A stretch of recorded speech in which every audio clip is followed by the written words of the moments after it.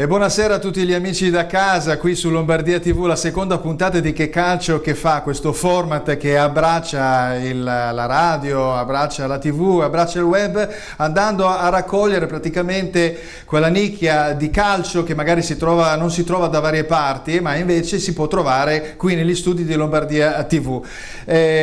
Ogni volta abbiamo degli ospiti differenti. Settimana scorsa abbiamo avuto un grandissimo chitarrista come Gigi Farelli e procuratore sportivo come Riccardo Svanera. Questa volta abbiamo due ospiti, anzi in realtà ce n'è solo uno, perché nel frattempo un grossissimo problema, non legato a lui ma legato a un treno che non è riuscito ad arrivare in quel di Milano, ovviamente ce l'ha negato, e quindi cogliamo l'occasione comunque di averlo qui come spirito, Luigi Guelpa, che è un grandissimo scrittore e giornalista di cui parleremo comunque ampiamente durante la trasmissione. Mentre invece, e qui troviamo un amico di Lombardia TV che esiste di lunga data, compagno di avventure in una precedente trasmissione, abbiamo un insegnante di educazione fisica, laureato in scienze motorie, nonché giornalista pubblicista, ha scritto su varie testate online e cartacee, nonché un DJ della sera, un DJ che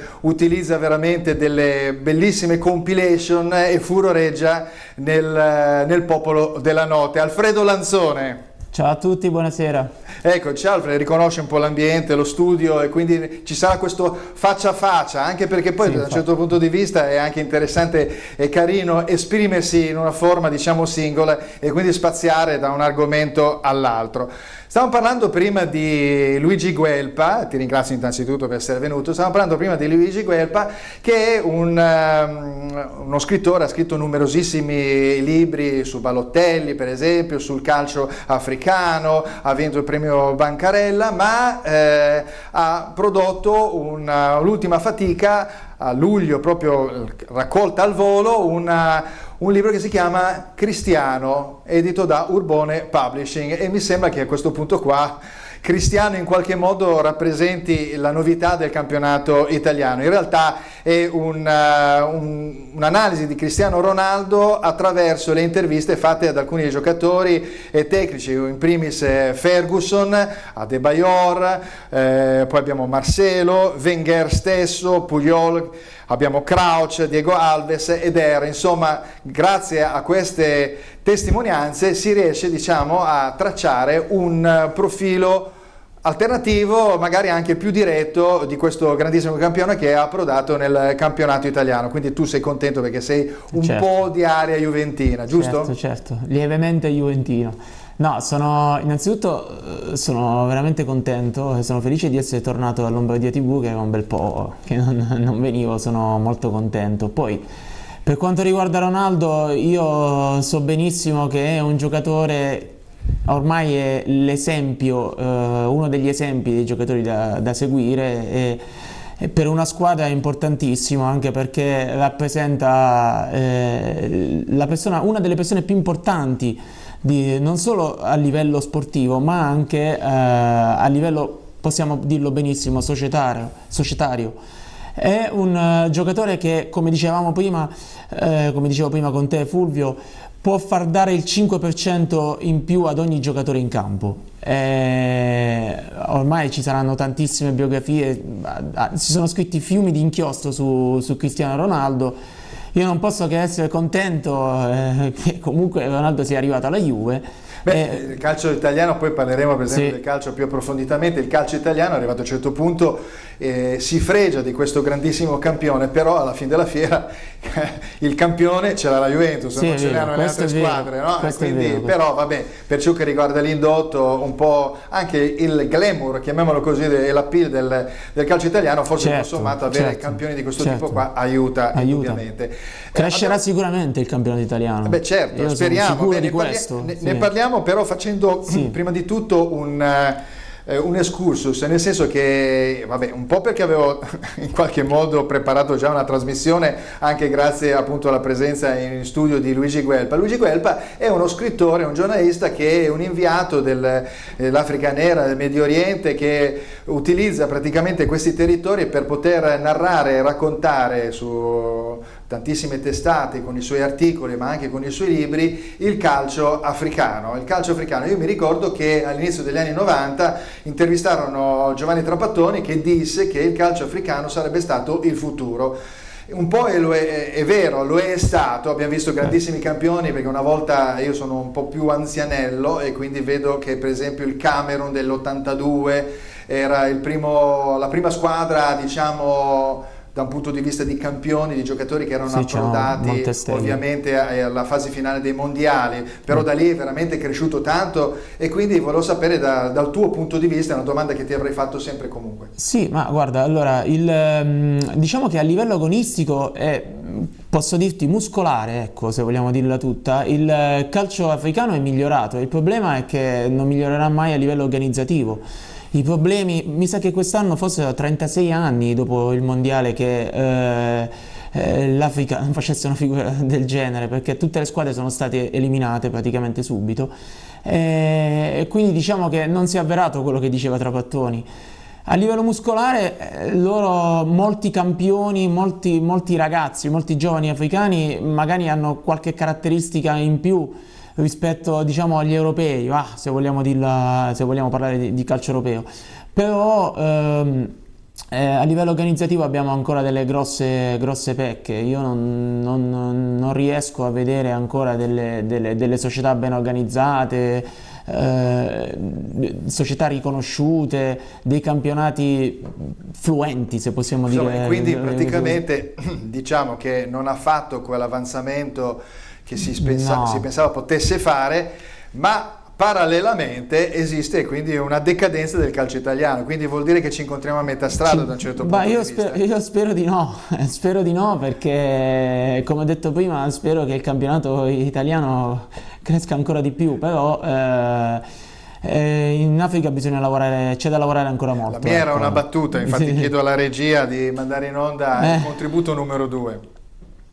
Ecco, parlavamo del calcio africano, il calcio italiano, la condizione del calcio italiano è molto grave, dice questo pallone nuovo dell'edizione 2018-2019, dall'altra parte il pallone vecchio, saggio, dice, semmai gravina, più che grave, gravina, questo gioco di parole legato a questo nuovo presidente, finalmente, su cui della FIGC, su cui sono riusciti, diciamo, a convergere tutti i consensi, e questo da un certo punto di vista sembrerebbe una cosa positiva, perché si avvia, diciamo, una procedura e uno snellimento di tutte le varie pratiche, ma dall'altro punto di vista sembra quasi che si siano messi un po' d'accordo tutti nel cercare di portare avanti su un unico prospetto quella che potrebbe essere la continuazione del passato, oppure speriamo invece un qualcosa di nuovo. Qual è il tuo pensiero riguardo a questa carica? Ma allora, eleggere una persona ora che doveva, secondo me, imparare a, come si dice, cantare e portare la croce,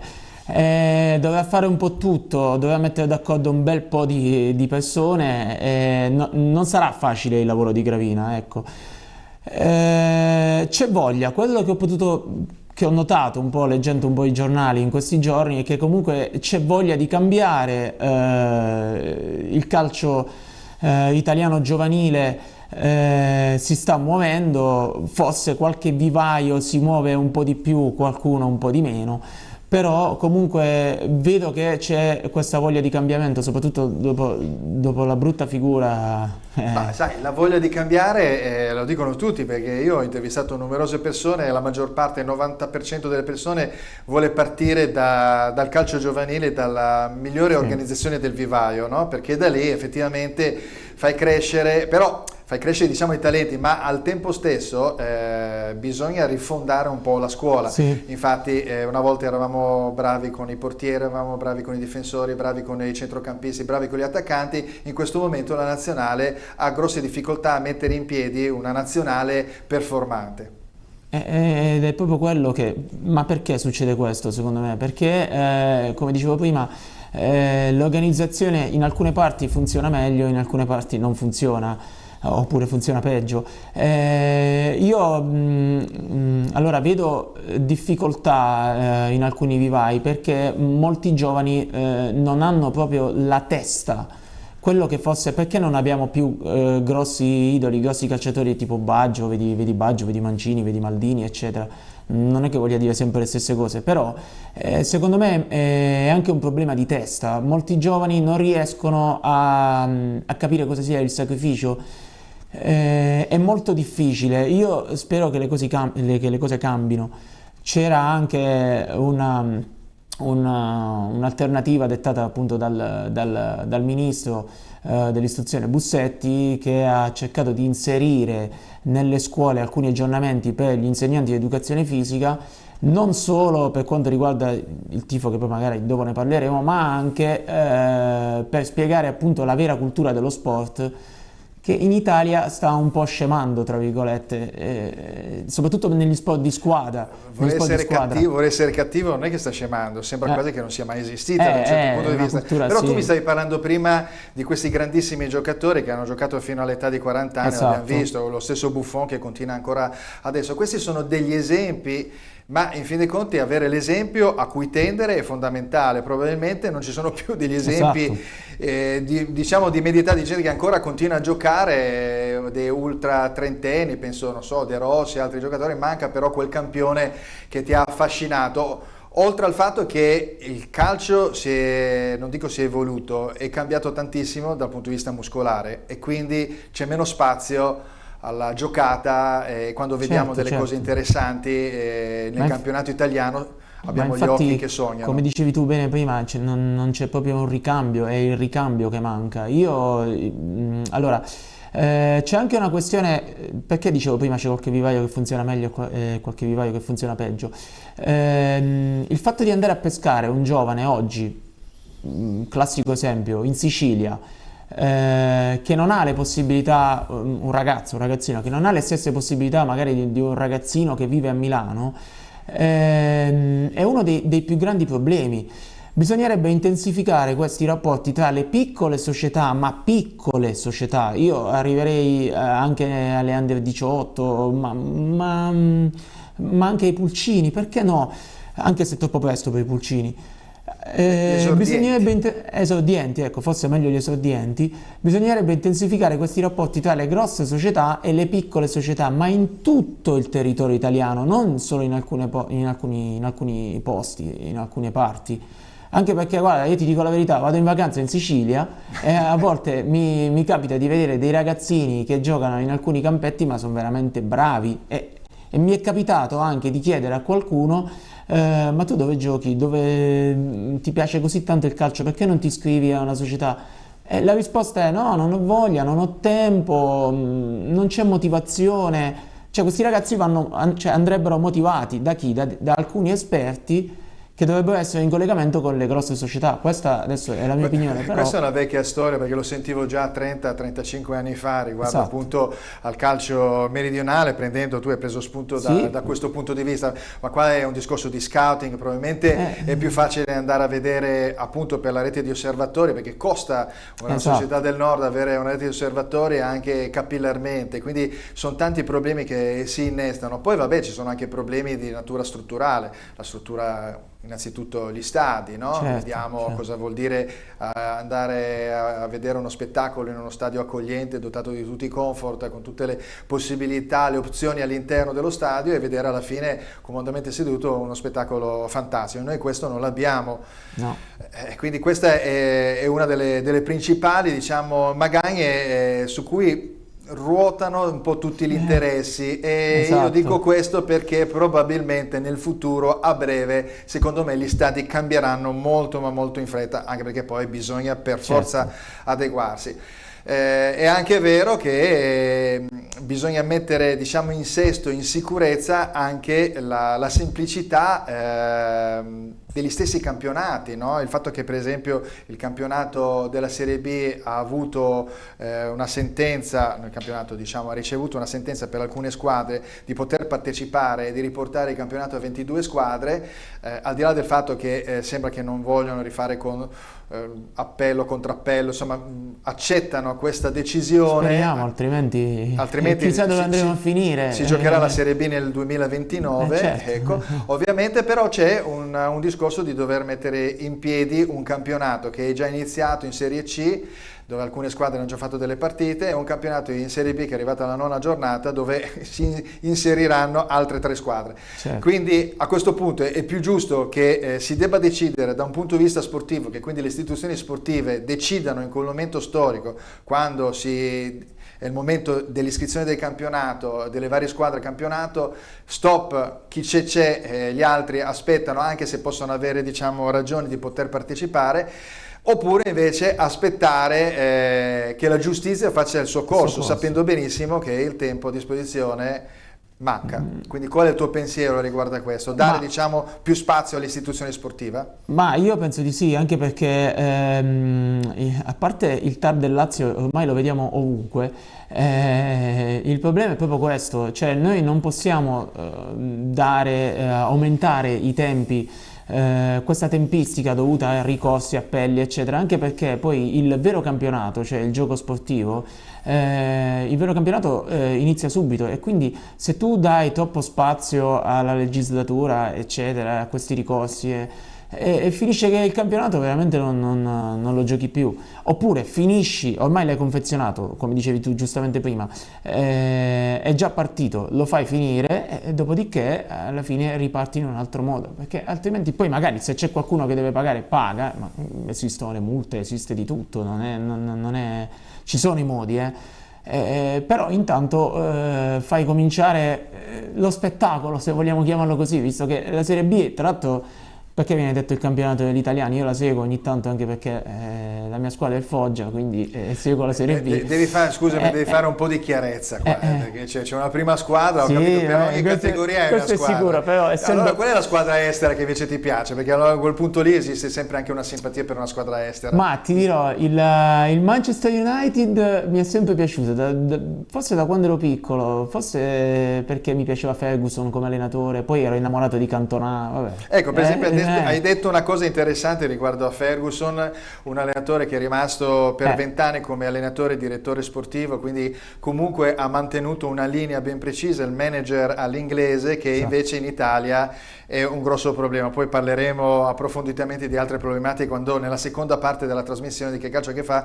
amplieremo il discorso sulle varie partite, dove ci sono degli allenatori che sono un po' in crisi in questo momento. Quindi anche questo, non saper aspettare, cercare di portare avanti il progetto, di essere, diciamo, di utilizzare un qualcosa quasi mordi e fuggi, no? Quello che prendiamo adesso succede a qualsiasi livello, a qualsiasi livello e settore, anche quello economico finanziario, visto che alcune squadre dopo qualche mese scompaiono. Ma perché c'è il tutto subito, il classico tutto subito, e a questo punto il TAR ha ragione, noi fermiamo tutto, ricominciamo da capo, rifacciamo il campionato, rifacciamo le stagioni eccetera, ma in realtà io continuerei così com'è, perché poi pensiamo ai tanti tifosi, o diciamo la tifoseria, quella buona che segue il calcio ogni domenica, ogni sabato, ogni lunedì, il posticipo eccetera, è costretta a vedersi cambiate le giornate. Io non riesco a... È una sorta di ricatto, perché tu sai che arrivato a un certo punto, quando una volta si disse la benzina costa troppo, non andiamo più per una settimana in macchina, così almeno dopo si capisce, mandiamo un segnale ben preciso, ma nessuno accetta di fermare il campionato, nel senso non andando più allo stadio, quindi non vedendo più le partite in TV. Purtroppo è un'arma a doppio taglio, perché il calcio piace a tutti, però ce lo facciamo un po' passare. Vabbè, insomma, abbiamo bisogno di una progettualità, insomma, in qualche modo. Di chiarezza, direi. Ecco, allora, vedendo le progettualità, analizzando le prime squadre del campionato italiano, abbiamo una squadra che ha una famiglia storica come gli Agnelli dietro alla tua Juventus, poi abbiamo un Inter che è diventata cinese, abbiamo un Milan che è un fondo americano, poi abbiamo una Roma che è americana. Abbiamo un Napoli che invece è di un personaggio ben preciso, molto creativo, di un presidente molto creativo. Vediamo il contributo numero 3. Ciak si gira, Yamme, Ciak si spara, la più grossa però a questo punto, sì, perché arrivato a un certo punto qua Ciak si gira, è il presidente De Laurentiis, famosissimo imprenditore del settore cinema, ma fa anche del cinema, da un certo punto di vista ogni tanto è anche molto simpatico. Sì, e dall'altra parte invece chi la spara più grossa, perché ti leggo qualcosina, no? Ecco, allora praticamente lui ha detto in una conferenza stampa, ha detto praticamente che bisogna di cambiare il calcio, cioè ogni tanto arrivano questi personaggi e dicono si cambia il calcio, no? Ecco, i due tempi devono diventare di 30 minuti ciascuno e l'intervallo di 3 minuti, quindi neanche il tempo di bersi un goccio di tè e sentire cosa il tuo mister ti deve dire durante l'intervallo per sistemare le cose che non vanno. Vabbè, chiudendo questo discorso dice dobbiamo cambiare tutto perché l'Europa non funziona, dovrebbe essere l'Europa, questo parlando a livello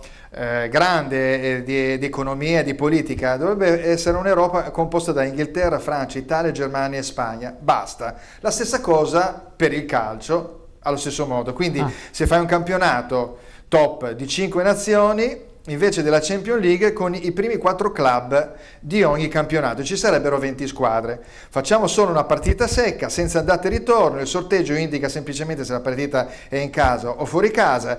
Il martedì, il mercoledì e il giovedì si parteciperebbe a questa nuova competizione. Il sabato, la domenica e il lunedì si gareggerebbe invece per i campionati nazionali. Questa nuova competizione porterebbe 10 miliardi di euro nelle casse, perché dopo lui al fine della fiera ci gira sempre un po' attorno su questo discorso. Qual è il tuo pensiero a questo tsunami napoletano? Allora, a questo punto io guarda, a volte De Laurentiis non lo capisco, però vabbè, cerco di entrare nella sua mente.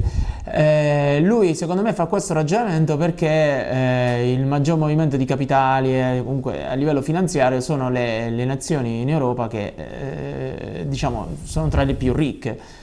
Però tu in questo modo abbatti completamente il sistema calcistico, perché a quel punto le nuove nazioni, appunto, o se vogliamo chiamarle regioni europee, tipo la Croazia, l'Ucraina, che comunque sono in crescita, il Portogallo, e hanno dei giocatori straordinari, e la Croazia abbiamo visto dove è arrivata nei mondiali, in finale. A questo punto non dai la possibilità di crescere, oppure se stanno crescendo li fermi, e dai la possibilità, come al solito, solo alle grandi di andare avanti, che ti danno quel volume di affari che tu vuoi, anche perché tu sei dentro quel volume di affari, perché comunque il Napoli in Italia, fino a prova contraria, va a giocare la Champions. E a questo punto tu che fai? Chiudi le porte al nuovo, perché nessuno potrà iscriversi a questo campionato, a meno che non abbia un capitale sociale enorme, e quindi a quel punto non dai la possibilità di far, passami il termine, di far girare la palla tra tutti, cioè, perché comunque se la giocano solo 4-5 nazioni. Io non lo so perché De Laurentiis sia arrivato a questa conclusione. Beh, insomma, le idee, diciamo, vabbè, sono anche buone da un certo punto di vista, il fatto che vengano proposte. Sai qual è il giorno di pausa? Diventerebbe il venerdì. Quindi praticamente martedì, mercoledì, giovedì vai in Europa, okay. Pausa e poi 3 giorni ancora, cioè insomma vabbè sarebbe un po'. Chissà cosa ne pensano le casalinghe di questa. Chissà cosa pensano le casalinghe che le casalinghe, ma ci sarebbe anche altri problemi di natura, diciamo, chiamiamolo così, di uso, costume, di natura sociale da questo punto di vista. Va bene, prendiamo questo suggerimento da questo punto di vista, perché qua si sta parlando di calcio estero, di calcio legato all'Europa, visto che ci allarghiamo in quella direzione, ma a questo punto parlavamo che a livello sportivo, almeno come struttura, non siamo molto avanti, da un punto di vista invece calcistico, e non siamo avanti anche lì, però abbiamo ancora dei giocatori interessanti. Vediamo che all'estero qualcuno invece ce li invidia e vediamo questa slide. da parte della regina, ecco, vediamo qua, Bonucci e Chiellini dovrebbero insegnare ad Harvard, ma se non hanno frequentato neppure il CEPU.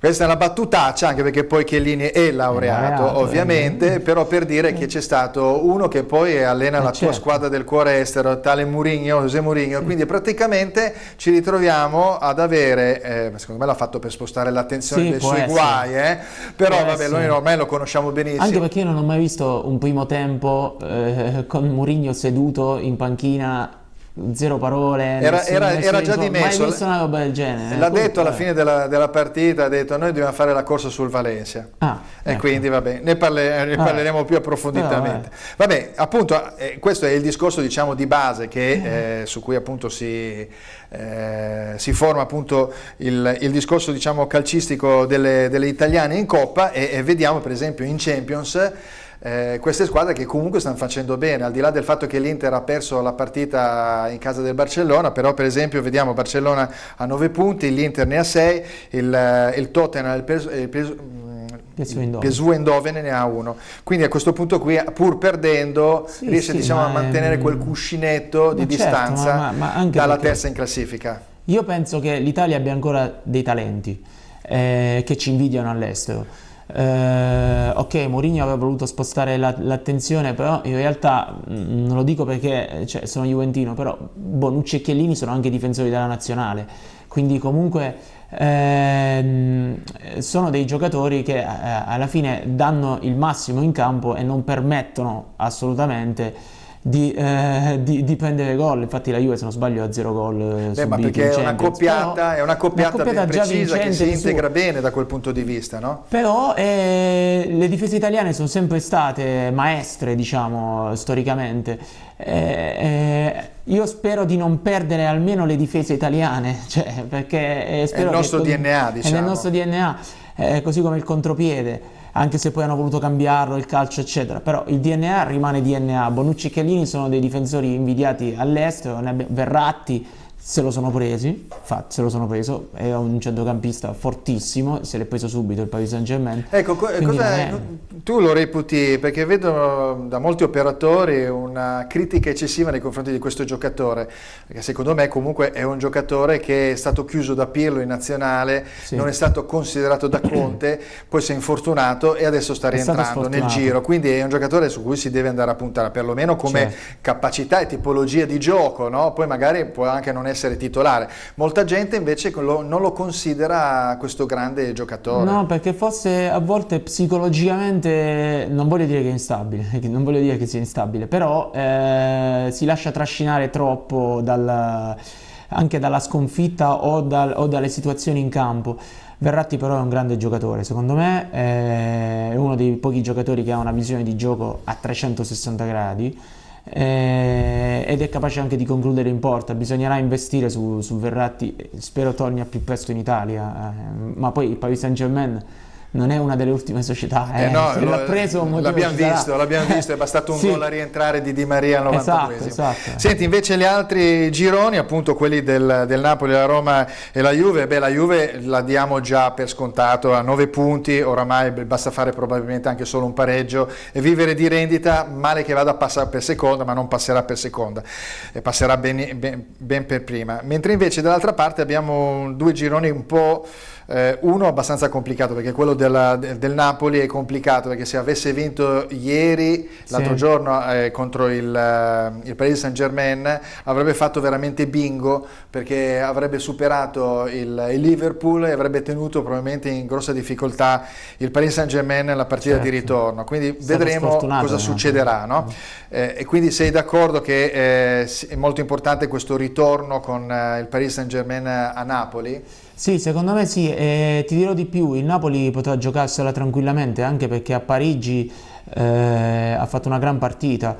Io ho sempre detto all'inizio del campionato italiano, prima che iniziasse il campionato italiano, che l'arma in più del Napoli è comunque Ancelotti. Ancelotti è il Cristiano Ronaldo degli allenatori. Ne sa di calcio a livello sì, europeo. Sì, e quindi... soprattutto in situazione, mentre si sta giocando riesce ad azzeccare i cambi giusti, è un grandissimo allenatore. Ecco, invece volevo dirti l'altra squadra che è appunto la Roma, che ha un Real Madrid che è una squadra che deve comunque pervenire, Roma... lo sappiamo benissimo, poi c'è il Cesca che ha 4 punti e Vittoria Pilsen. Qui ci sarà, diciamo, forse un discorso salomonico di divisione della posta e poi si rimanderà tutto allo scontro finale tra Real Madrid e Roma per passare il Roma turno. Allora c'è gente che dice, alcuni dicono che la Roma abbia perso un po' perché comunque diverse cessioni e non ha acquistato quello che ha perso, secondo me, però piano piano anche la Roma sta crescendo, gioca meglio di sera. Questo forse, appurato questo l'abbiamo visto, e il Dzeko dovrebbe credere in più in se stesso, perché è un grande attaccante che può cambiare le sorti della partita da un momento all'altro. Io sono convinto che la Roma possa far bene ancora.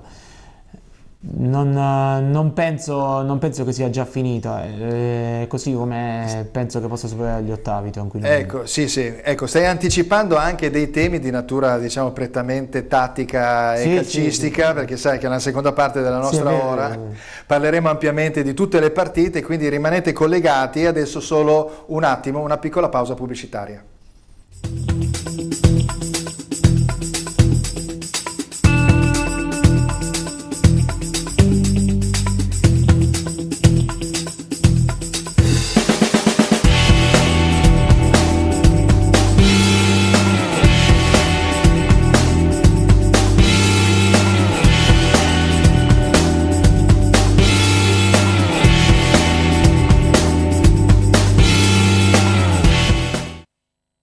Eccoci, rientrati in studio, seconda parte di Che Calcio Che Fa, questa seconda puntata di Che Calcio Che Fa. Entriamo nel discorso legato al campionato di calcio di Serie A, quindi 10ª giornata. Ci sono delle partite già molto interessanti, però prima di entrare e parlare ampiamente e specificamente partita per partita, c'è un piccolo contributo da vedere dalla regia. Ma chi vuoi che veda in TV Spal Frosinone? E il pallone saggio dall'altra parte dice: perché sarà fantastica in Liga Girona Raio Vallecano. Questa è, devo dire la verità, è già partita la volta scorsa con una partita così, che non mi ricordo più, le due squadre, insomma praticamente tipo Swansea, Cardiff City, esatto. Praticamente ci sono in ogni girone, in ogni campionato, varie chiamati, le partite degli scommettitori li chiamo io. Sì, esatto. È un terno all'otto. È un terno all'otto, cioè... però quello che voglio dire è che arrivato a un certo punto l'appilli certe partite, sì vabbè sarà tutto bello, coreografie, magari toccano bene il pallone o c'è una bella coreografia negli stadi inglesi, però alla fine sul campo alla fine è molto importante l'effetto sportivo, e quindi anche una partita come Spal Frosinone del nostro tanto poco decantato calcio italiano, arrivato a un certo punto invece deve essere vista e bisogna cercare di essere, diciamo, propositivi da questo punto di vista. Allora, le partite, vediamo un attimo, anzi prima delle partite la classifica che ci lascia ovviamente al 9° turno il campionato di calcio di Serie A. Abbiamo le 4 squadre che sono per il passaggio della zona Champions, dalle 24 punti ai 15 della Lazio. Abbiamo una fase di interregno della Sampdoria e della Roma a 14, poi tutte le squadre più o meno racchiuse dai 13 a 6 punti nel giro di 7 punti, e poi le ultime 3 la zona calda, la zona rossa con Empoli, Frosinone e Chievo. Quindi vediamo le partite del prossimo turno. Vediamo un attimo la slide successiva. Ecco, allora io qua ho diviso secondo una logica, diciamo, di interesse, perché secondo me le prime partite sono quelle proprio fondamentali per anche per seguirle televisivamente, no? Quindi uno, per esempio, tra Napoli e Roma e Lazio e Inter, quali seguiresti come tuo gusto personale? Napoli e Roma. Napoli-Roma, diciamo la seconda in classifica contro la sesta. Anche per tifoserie, diciamo, molto calde. Sì, è il derby, è il famoso derby del Sud, no? Del Sud. E poi c'è un Lazio-Inter che porta magari le scorie dell'ultima partita dell'anno scorso, che consentì col colpo di testa di Vessino all'Inter di potersi qualificare sul fil di lana.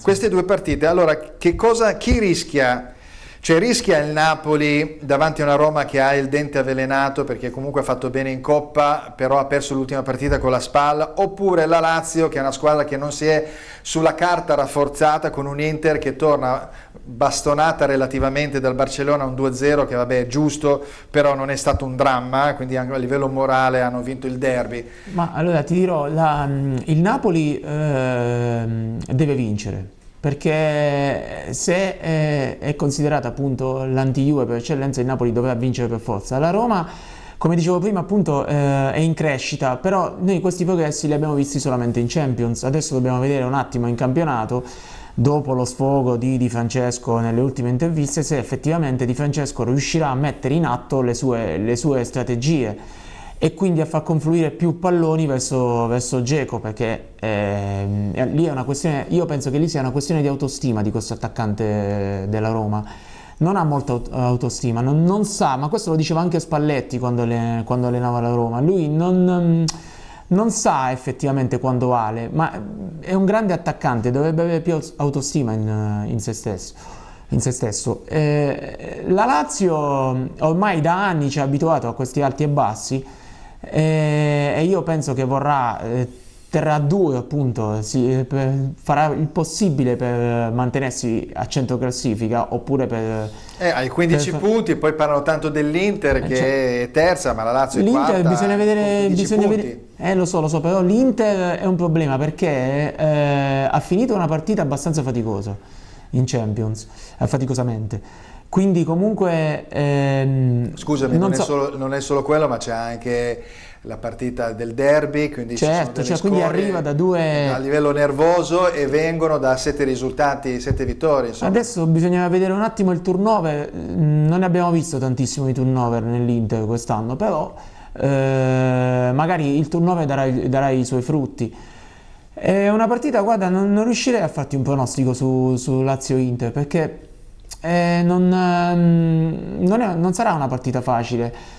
L'Inter comunque dovrà cercare di riposarsi, tra virgolette, che poi non è un riposo, ma comunque di far giocare magari più la Lazio, in modo da ripartire in contropiede, che io penso che sia ancora la sua arma vincente. Però ti fermo un attimo, in questo periodo si è visto per esempio come l'Inter anche l'altro giorno col Barcellona sia molto importante quel pressing alto. Sì, quindi facendo pressing alto a quel punto non consenti è una cosa deleteria, perché se dopo la Lazio che ama andare via in velocità, esatto, tu fai un pressing alto avanti, allora devi essere molto equilibrato in campo. No, ma infatti è vera questa cosa del pressing alto, però bisogna vedere appunto, come ti dicevo, siccome le partite poi alla fine rilasciano una certa fatica, bisogna vedere come si presenterà l'Inter in campo, perché è vero che hanno fatto molto pressing alto col Barcellona, però è anche vero che il Barcellona li ha fatti correre molto, quindi adesso bisognerà vedere come arriveranno in campionato. Io penso sempre che l'arma dell'Inter sia il contropiede, poi è una squadra che storicamente si basa su una logica di ripartenza, specie poi anche le squadre di Spalletti, no? Esatto, che sono sempre state squadre con il falso 9, con giocatori centrocampisti che si inserivano da dietro, anche dai tempi di Perrotta, Taddei, Mancini, no? Ecco. È un'altra cosa che ha nel DNA, diciamo. Sì, è il suo modo, lo sa che gioca in quel modo lì, è chiaro che oppure questi centrocampisti, che io li chiamo sempre i centrocampisti ruotanti, perché quelli che aveva per esempio nella Roma, adesso non ci sono più Nainggolan, Strootman, adesso c'è solo De Rossi, erano 3 giocatori che in realtà giravano un po' nelle 3 posizioni, poi è chiaro che Nainggolan entrava nello spazio per andare a concludere, o Strootman partiva basso per far ripartire l'azione, quindi però ecco, diciamo, lui ama questa promiscuità quasi di ruolo di certi giocatori. Senti, mi parlavi prima di Ancelotti, no? Quindi è un top, perché arrivato a un certo punto, tu hai parlato prima di CR7, hai elogiato Ancelotti, però arrivato a un certo punto non è che il fatto che uno vada in campo sia il top, ma anche chi sta in panchina alza il livello del campionato, quindi sei d'accordo? Ma indubbiamente, poi il calcio di oggi, soprattutto quello italiano, dove c'è molta pretattica, tattica, le difese, apro una parentesi, Cristiano Ronaldo all'inizio del campionato non ha fatto questo grosso esploit proprio perché le difese italiane sono molto diverse dalle difese spagnole, E allora uno stratega come Ancelotti, che perché è uno stratega, a quel punto riesce ad inserirti dei giocatori al momento giusto, per me è l'arma vincente di una squadra. Non solo, spostando Insigne a centravanti, quindi comunque Insigne adesso fa proprio il centravanti, ruolo che io ho già visto, anche perché Insigne nel Foggia ha giocato come centravanti, fa sì che tutti gli altri che ci siano attorno girino attorno appunto ad Insigne, e quindi il pallone in qualche modo gli arrivi sempre. Io a questo punto penso che Ancelotti abbia capito veramente come doveva giocare il Napoli. Come doveva giocare secondo me anche Insigne, perché Esatto. Anche nell'ultima partita della nazionale contro la Polonia abbiamo visto praticamente Insigne centravanti, Esatto. con i due esterni che si accentravano partendo un po' larghi, quindi vuol dire che arrivato a un certo punto lui definisce il giocatore in quella posizione Sì, di campo, sì, sì, e sì. non un ibrido No, che è riuscito, ma sai che ha per- creato dei problemi nelle squadre sia Vero. dell'Italia di Ventura, e volendo in parte non erano problemi Certo.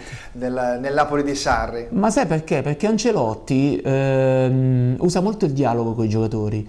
Ancelotti parla sempre con i giocatori. Ci sono altri allenatori che parlano con i giocatori, però Ancelotti particolarmente. Questa forma di pedagogia appunto con i giocatori lo aiuta tantissimo non solo a capire il giocatore, ma anche la situazione in campo, perché sai benissimo che senza mente il calcio non è nulla, non è solo muscolare, la testa è la cosa fondamentale, secondo me. Questo ormai sono stati in qualche modo scritti tantissimi Appunto. tomi a riguardo, ma anche gli stessi allenatori, vedi per esempio lo stesso Mourinho che cosa ha tirato fuori da un punto di vista, diciamo, psicologico, sia nei confronti degli stessi giocatori che nei confronti della piazza, nei confronti di se stesso. Il fatto stesso che l'altro giorno avesse incensato appunto Bonucci e Chiellini la dice lunga sul fatto che lui sa nascondere, conosce benissimo questi meccanismi. Va bene, È un passiamo. insegnante? Mourinho è un insegnante di educazione fisica, quindi vedi. Senti, passiamo invece alla seconda, diciamo, fascia, chiamiamola così, delle partite, diciamo, più interessanti. Abbiamo un Milan-Sampdoria, quindi 12 punti con 14 della Sampdoria, e un Torino-Fiorentina, 12 punti del Torino con i 13 della Fiorentina.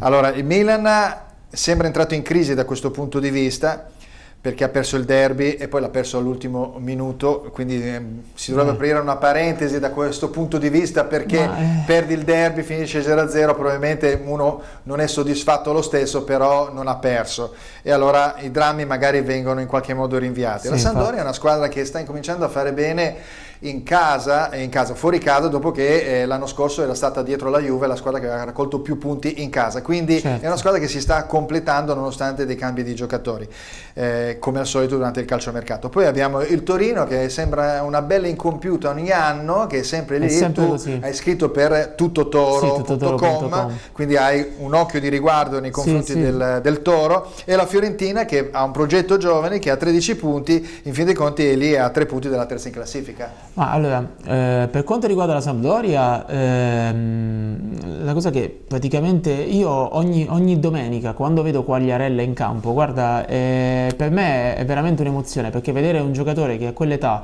fa un lavoro che pochissimi centravanti fanno ancora, cioè quello comunque di tornare a aiutare i compagni, per me è una gran cosa, e quella è l'anima appunto quella cosa che fa Quagliarella è appunto l'anima della Sampdoria. La Sampdoria gioca così per 90 minuti e le prova tutte in ogni momento della partita. E quell'esempio, a quel punto potrebbe dare delle... Scusami se ti interrompo, è quell'esempio di cui dicevi prima, no? Sì. Che vabbè, non stiamo parlando di un campionissimo, però, però un giocatore che ogni volta ci mette il tutto, ci mette tutta la sua, diciamo, capacità, ma anche voglia di giocare, perché lui vuole raggiungere sempre il suo massimo, risultato di segnare, perché segna da qualsiasi posizione, lo sappiamo benissimo, quindi un gran tiro. È l'esempio di abnegazione, di spirito, che è rimasto a pochi. Che è rimasto pochi, appunto, questo è l'esempio. Stavi dicendo appunto della Sampdoria, che quindi è una squadra comunque è una squadra combattiva, comunque. Sì, è una bella sorpresa, comunque è una squadra combattiva e lotta su ogni pallone, quindi poi c'è un ottimo centrocampo, quest'anno gioca molto meglio, quindi a questo punto hai benefici Quagliarella che è la punta, quindi gli arrivano più palloni.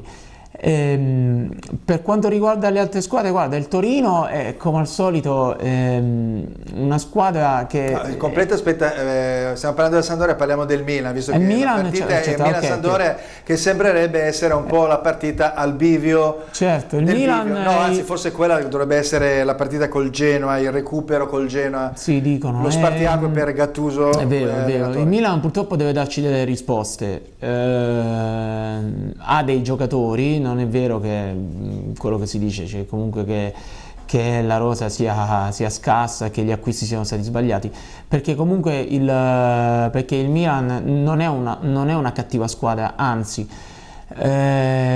io confido in Gattuso, perché Gattuso è uno dei tanti allenatori appunto che come Ancelotti parla molto con i giocatori ed ha un sistema di gioco che potrebbe punirti in qualsiasi momento della gara, anche perché ha un centravanti che è Higuaín, che è uno dei pochi centravanti che fa un lavoro particolarissimo, cioè quello di portarti la palla in spazi tra virgolette vuoti dove tu stai attaccando e liberarti così le ali per andare a finire in attacco. È un lavoro difficilissimo che pochi centravanti fanno, lo faceva forse Trezeguet nella Juve. È quel lavoro di sponda, ma sponda fatta bene, cioè una sponda che ti dà la palla dove serve, dove c'è una zona d'attacco, non che la ridà indietro al centrocampista per lanciare l'ala, la lancia direttamente lui l'ala. È un lavoro difficile, quindi il Milan ha tutte le carte in regola per risalire. Però, sarà lo so, la piazza non è contenta, lo so. Leonardo in qualche modo sì. Ha dato dimostrazione di ripensarci su questa figura che c'è in panchina. Poteva magari forse pensarci un po' prima da questo punto di vista. Qual è la colpa di Gattuso, specie poi nel derby, che il secondo tempo è arretrato e dicono che è arretrato troppo per paura, o sì. Io dico che anche l'Inter infatti ha spostato il baricentro in avanti, però lì è l'errore, perché tu non puoi tenere, questo lo dico io come accusa nei confronti dell'allenatore, poi Gattuso sa quello che deve fare, non puoi tenere a 20-25 a 30 metri dalla porta il trio, Çalhanoğlu, Higuaín e Suso. Sì, perché non c'è collante. No, devi essere un po' più vicino esatto. al limite, no? Perché ogni volta che arrivavano al limite, devo dire la verità, che arrivavano punizioni, certo. traversoni, cose molto importanti. Ma diciamo che il Milan forse ha avuto paura di tener palla in alcune situazioni. È vero che c'è stato un forte pressing dell'Inter, perché comunque l'Inter ha meritato ampiamente di vincere il derby, è inutile che ci nascondiamo dietro un dito. Il problema è sempre il solito, anche lì la mentalità.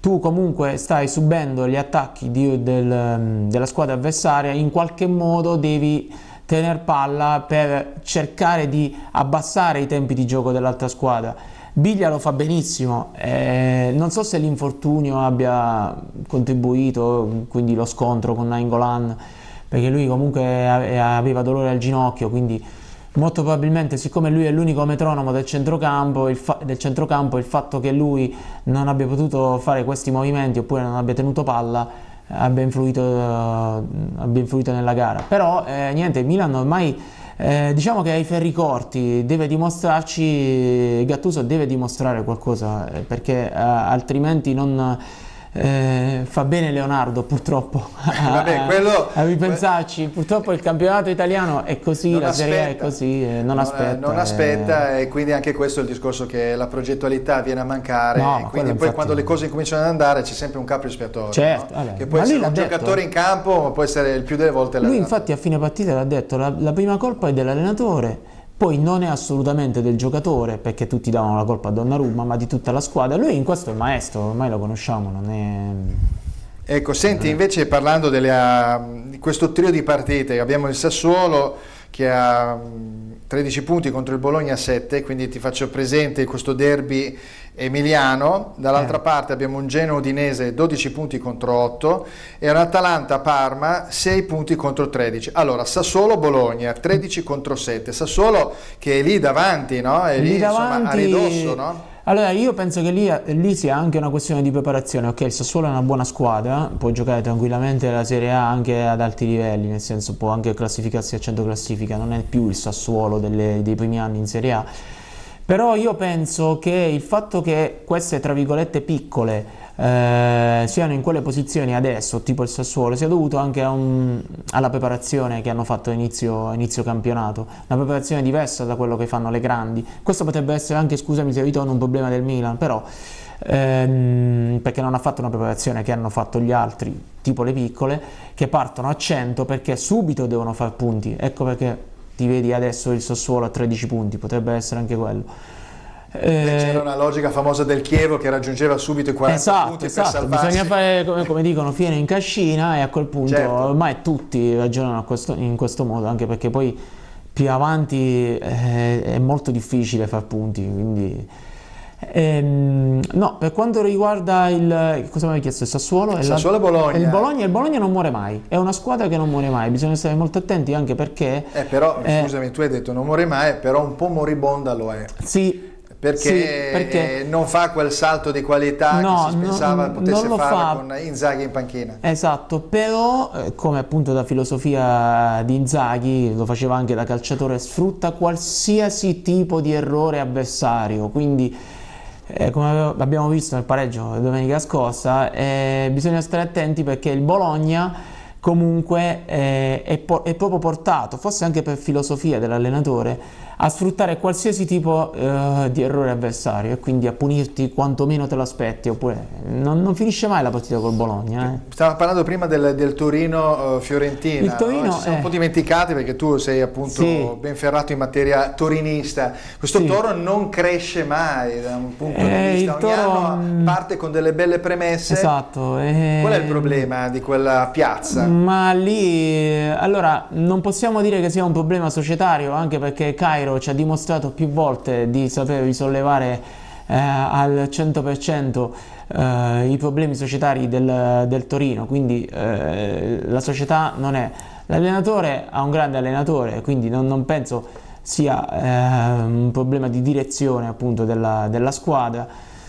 Io come al solito ci metterò sempre la mentalità nel Torino, perché è una squadra come al solito tradizionalmente abituata al sacrificio, quindi storicamente ogni volta che tu entri a far parte di questa squadra, indossi quella maglia, porti dietro di te una certa storia, una certa tradizione che automaticamente entra dentro di te e quindi tu in campo dovresti metterla al 100%. Il problema è proprio questo, ci sono dei giocatori che riescono e dei giocatori che non riescono.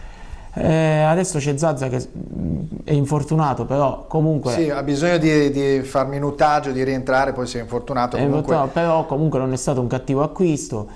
C'è uno degli attaccanti più forti che abbiamo in Italia, italiano, che però sta segnando pochissimo. Io sinceramente penso sia solo una questione di mentalità il Torino, ecco, che è Belotti comunque. Sì, certo, Belotti, no? Quindi il Toro Belotti, quindi Sassuolo-Bologna, no? L'abbiamo parlato prima come derby, quindi sono 3 partite assieme a Genoa, Udinese e Atalanta-Parma dove una squadra rischia in particolar modo.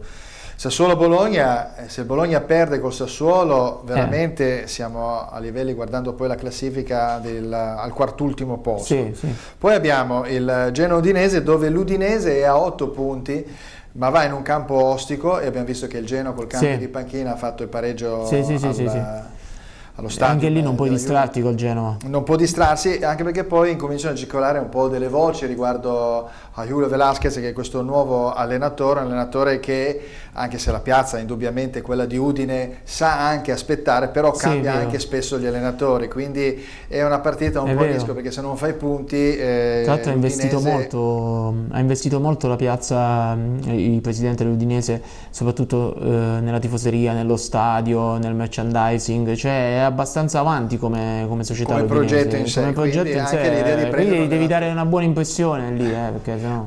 Anche quello di prendere un allenatore che di questo tipo, no? Perché infatti mi ha molto incuriosito, perché è un allenatore che è molto giovane, è un allenatore che ha già girato tantissime squadre, ha avuto anche dei buoni successi, non a grandissimi livelli, però vuol dire che di calcio ne sa. L'altra invece è l'Atalanta-Parma, dove la volta scorsa c'era un Chievo-Atalanta finito 1-5, dicevo le due, chiamiamole così, un po' decadute, no? Perché il Chievo era quella che si salvava sempre, l'Atalanta era la rivelazione degli ultimi 2 anni, l'Atalanta effettivamente deve risollevarsi e ha le capacità, le qualità, i giocatori ce le ha. Di fronte però a un Parma che fuori casa ha vinto contro l'Inter, però è un po' meno performante, quindi potrebbe essere il momento giusto per l'Atalanta di risollevarsi. Se perde è un momento difficile anche qui, certo, vuol dire che allora c'è un ridimensionamento delle ambizioni, insomma, di questa squadra che, come l'Udinese, sta mettendo in piedi un po' tutto il progetto, compreso anche lo stadio che sarà rifatto. Certo, l'Atalanta sì, ma io non pensavo, vabbè, adesso ha vinto contro il Chievo, una partita particolare, anche perché abbiamo visto c'è stato un avvicendamento dell'allenatore a Chievo, a Verona, scusami. Però l'Atalanta, ecco, deve risollevarsi subito. Io spero che tutti questi gol abbiano aiutato un po' i ragazzi della formazione bergamasca, anche perché appunto se dovesse perdere questa partita contro un Parma, è vero che il Parma non è una società da cui ti puoi aspettare, tra l'altro neopromossa, non puoi aspettarti granché, ma ha un gran centrocampo e un gran giocatore che si chiama Stulac, che pochissimi hanno visto, ma è un ottimo centrocampista e sta facendo bene, oltre a Gervinho che, se non sbaglio, è infortunato, quindi non so se ci sarà domenica. L'Atalanta doveva vincere a tutti i costi, anche perché se no, come al solito, siamo sempre lì, tu cominci, dai il massimo, dai l'impressione di essere una delle nuove società italiane in crescita, e invece, come al solito, poi ritorni ad essere quello che eri. Per avere appunto la possibilità di avere di nuovo questo tipo di società vincente, quindi per essere nominata appunto una vera rivelazione della Serie A, dovrei vincere assolutamente domenica. Bene, siamo arrivati invece alla parte bassa, diciamo, della classifica, con due partite che in qualche modo possono sancire un netto distacco da quelle squadre che sono a ridosso della zona retrocessione e le ultime squadre. Abbiamo uno Spal Frosinone, 9 punti contro 1, e un Cagliari Chievo, 9 punti contro -1. Quindi a questo punto due sconfitte a questo punto qua possono creare veramente dei grossissimi problemi, un divario che incomincia a diventare molto ma molto importante, perché appunto la squadra, la terzultima, è a 6 punti, quindi a 5-6 punti dall'ultima, insomma la terzultima e la quartultima sono praticamente già in una fase di distacco. Esatto, questo purtroppo è uno dei tanti problemi della nuova Serie A. Questo ci fa capire appunto che a volte ci sono dei divari allucinanti tra alcune squadre, però io penso che lì si deciderà tutto verso la fine del campionato, anche se i punti di differenza saranno tanti, però cioè dici che la lotta sarà abbastanza aperta ancora? Sì, sarà aperta, però siamo qua arrivati praticamente a un po' più di un quarto di campionato e le ultime due sono veramente a rischio, anche se poi, come dici tu, in poche partite puoi recuperare. Sì, con i 3 punti puoi sempre recuperare. Non so se ti ricordi, tanto tempo fa il Catania, la Regina, ci sono state delle parentesi, però adesso il calcio è un po' cambiato, veramente si fa fatica per queste piccole società in Serie A. C'era stata anche una parentesi di De Laurentiis, non so se ti ricordi, che voleva evitare le squadre così piccole in Serie A, però no, quello mai. Beh, tu parlavi del nostro campionato, un'eredità del nostro campionato. Saresti disposto a vedere un campionato a 18 squadre invece che a 20? Perché molti dicono ridimensioniamo il numero, facciamo una retrocessione in meno, per esempio, oppure cerchiamo di rendere, diciamo, un po' più interessante, perché per esempio 2 anni fa ci fu un momento in cui i giochi erano già tutti definiti già dopo 2/3 di campionato, allora non era più neanche interessante vedere le partite. L'anno scorso invece è stato un campionato già molto più però io terrei sempre 20 squadre, cioè farei in modo che la maggior parte, o quantomeno il più possibile, squadre partecipassero al campionato, anche perché sennò che esempio diamo alla fine? Comunque, anche se c'è una squadra che è la più forte di tutte, è sempre bello vedere un Milan Spal o un Inter Frosinone o un Juventus Sassuolo, anche se il Sassuolo ormai non è più considerata come piccola, però Aiuta, è un esempio anche per le altre squadre. Sono d'accordo che tu privilegi l'aspetto sportivo riguardo a questo. Quello altri, sempre... ti dico un presidente che ha una casacca celeste di Roma, che invece no, quelle squadre lì non dovrebbero partecipare, esatto, dovrebbe essere quindi una Superlega italiana. No, non sono d'accordo. Senti, io ho lasciato in ultimo una squadra, la Juve, perché alla fine della fiera l'ultima partita è Empoli-Juve, mi sembra 5 punti contro 24. È una partita che già definisce il tutto, oppure può lasciare un altro pareggino come è successo con il Genoa in casa allo Juventus Stadium la settimana scorsa? Guarda, fin quando la palla è rotonda non è tutto definito, anche se purtroppo certo, quando hai una squadra dove ti esce Quadrato e ti entra Douglas Costa, sinceramente cosa vuoi fare lì? Quello che puoi fare è giocarti il tutto per tutto tu come piccola, come Empoli, e cercare di fare il possibile. Non dimentichiamo che abbiamo avuto degli esempi in cui anche le piccole hanno fatto dei grossi punteggi, soprattutto all'inizio del campionato, in relazione a quel discorso che facevo prima sulla preparazione.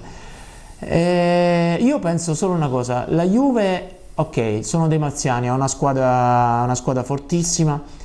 Però guarda, da juventino te lo dico, quest'anno doveva vincere tutto, altrimenti forse sarò uno dei pochi juventini che lo dice. Però se la Juve non dovesse vincere tutto, perché sulla carta, io guardo la carta, non guardo il campo, guardo i giocatori sulla carta, se la Juve non dovesse vincere tutto sarebbe un fallimento per la società. Sono sicuro di questo. Beh, insomma, indubbiamente gli investimenti sono stati fatti, ma potrebbe essere un momento, diciamo, passeggero, perché secondo me, nel mio modesto parere, la Juve ha intrapreso una strada veramente molto, ma molto virtuosa e performante. Sì. Senti, siamo arrivati alla fine della trasmissione, quindi io ringrazio Alfredo Lanzone. Grazie a voi, grazie a te soprattutto. Bene, mi fa molto piacere averti rincontrato e risentito dal tuo punto di vista quello che pensi riguardo alla tua squadra, al calcio italiano in generale. Salutiamo anche Luigi Guelpa, che rivedremo qui in questi studi finalmente, senza purtroppo degli inghippi di natura ferroviaria. Al tempo stesso invece io in qualche modo mi rivolgo al pubblico ricordando che Calcio che fa è un progetto che abbraccia la TV, la radio e il web. TV, siamo qua a Lombardia TV ogni venerdì alle 21, sabato alle 18 in replica, e in radio su silvermusicradio.it ogni lunedì alle 11. E poi ovviamente sul web, se uno vuole andare a trovare qualche informazione e notizia un po' curiosa, va su www.checalciochefa.com, oppure il sito che riassume tutte le logiche, diciamo, di queste tre situazioni è www.checalciochefa.it. Io vi ringrazio, seconda puntata è filata via liscia, e quindi vi saluto al prossimo venerdì, ricordando di rimanere collegati a tutte le trasmissioni di Lombardia TV.